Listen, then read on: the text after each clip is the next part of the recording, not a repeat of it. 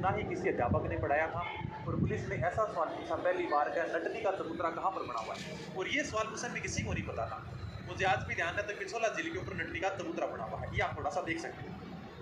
कहानी क्या है देखो। एक बार लाखा जी का दरबार लगा हुआ था। उनके दरबार में एक नट आता है। नट समझते हो? दो पोल के बीच में रस्सी के ऊपर चलकर जो खेल दिखाते हैं ना, वो नट होते हैं। आपने खूब सारे ऐसे देखे होंगे। कभी इधर उधर घूमने के लिए जाते हो तो दो पोल के ऊपर बीच में रस्सी बंध दी जाती है, उसके ऊपर इस प्रकार से चलकर बैलेंस बनाकर जो खेल दिखाते हैं उसको नट बोलते हैं। और नट की लुगाई को क्या कहते हैं? नट की लुगाई को नटनी कहते हैं। नॉर्मल सी बात है। मास्टर की लुगाई ने मास्टर नहीं कहा, नट की लुगाई ने नटनी कहा, पुलिस वाले की लुगाई ने पुलिस नहीं कहा, तो वही बात है सीन का। तो नट ने दरबार में आकर कहा कि राणा जी, मेरी नटनी पिछोला झील को रस्सी के सहारे पार कर सकती है। नट दरबार में आता लाखा जी को क्या कहता है कि मेरी जो नटनी है ना, वो पिछोला झील को रस्सी के सहारे पार कर सकती है। इतनी बड़ी पिछोला झील। लाखा जी ने कहा सुबह सुबह मैं मिला तेरे को मजाक करने के लिए। तूने पिछोला झील देखी तो है कितनी बड़ी है? एक बार फिर से ढंग से देख रहा उसको। क्या अगर मैं एक किनारे पर खड़ा होकर ठीकरी फेंकू ना तो भी पार नहीं पहुंचेगा, तो तू कह रहा है कि नटनी पिछोला झील पार कर जाएगी क्या? ठीकरी समझते हो क्या? अपना गढ़ो मटको जिद फूट जाओ ना तो मैं टुकड़ा होने पे ना पकेगा ठीकरी का वहाँ। थोड़ा बहुत तो इतना तो समझता ही होगा। बचपन में ऐसी ठीकरी खूब फेंकी है। तो लाखा जी बोला कि अगर मैं एक किनारे पर खड़ा होकर अगर मैं ठीकरी फेंकू ना तो वो भी पिछोला झील को पार नहीं करेगी क्या? तो उसको दोबारा से देख करा, सुबह सुबह मेरे से मजाक मत कर। नट ने कहा कि महाराज, मेरी नटनी पिछोला झील को पार कर लेगी। इतना कॉन्फिडेंस बोला हाँ के।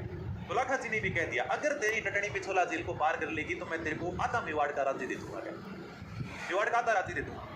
मेवाड़ में घोषणा की गई, नटनी पिछोला झील को पार करेगी। सारे के सारे लोग देखने के लिए। चलो भी देख के आते हैं। पिछोला झील के दोनों रस्सी से पोल बांधे गए इस प्रकार से। ये आपकी पिछोला झील है। एक पोल यहाँ पर लगाया गया, दूसरा पोल यहाँ पर लगाया गया, और इन पोल के बीच में एक रस्सी बांधी गई। इस रस्सी के ऊपर नटनी पिछोला झील को पार करेगी। क्या नटनी का काम ही था चलने का। रस्सी के ऊपर आराम से नटनी चलने लगी और उसने आधी पिछोला को पार कर लिया। धीरे धीरे वो पिछोला को पार कर गई और आधे रास्ते में आ गई। जैसे जैसे नटनी आगे बढ़े, राणा जी की धड़कन धीरे धीरे बढ़ती जाएगी। जनता चिल्ला रही थी कि कमो नटनी, तुम कर सकती हो, बस थोड़ा सा हो रहा है, फिर तुम पिछोला को पार कर लेगी। पूरी जनता खुश थी, लेकिन राणा जी का कलेजा थक ऐसे कर रहा था। बीपी बढ़ती जा रही थी। उनके टेंशन हो गई, यार अगर नटनी ने पिछोला को पार कर लिया आधा मेवाड़ का राज्य देना पड़ेगा। अपने पास तो आधा ही मेवाड़ बचेगा।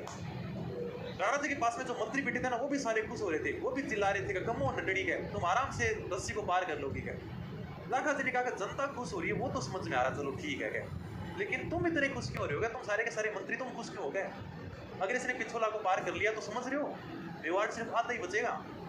और मैं जो सारे के सारे खुश हो रहे हो ना, आधे रखूंगा मैं मंत्री, आधों को तो निकाल दूंगा। क्या सारे के सारे जाओगे? क्या तो मंत्री को टेंशन हुई, यार बात तो सही है। क्या अपन तो ऐसे खुश हो रहे हैं, अपने को तो राणा जी के पास में रहना चाहिए। क्या तब कहते हैं किसी ने पीछे से जाकर रस्सी को काट दिया और नटनी सीधी पिछोला झील में गिर गई। पिछोला झील में गिरते ही नटनी की मृत्यु हो गई। जनता बेचारी सारी की सारी चुप हो गई। लाखा जी खुश हो गए, बोले वाह मैं जीत गया। और मेरा मेवाड़ का आधे राज्य बच गया। बेचारा नट बोला कि महाराज आपकी तो जीत हार हो गई, मेरी तो लुगाई चली गई। राणा जी ने कहा चिंता ना कर, पिछोला झील में तेरी नटनी के नाम पर मैं चबूतरा बना दूंगा। तू कभी कभी वहां पर आ जाना और फीलिंग ले लेना। वहां पर आराम से बैठा रहना। ठीक है? तो अपने को तो बस यही ध्यान रखना है कि इनके समय नटनी का चबूतरा पिछोला झील में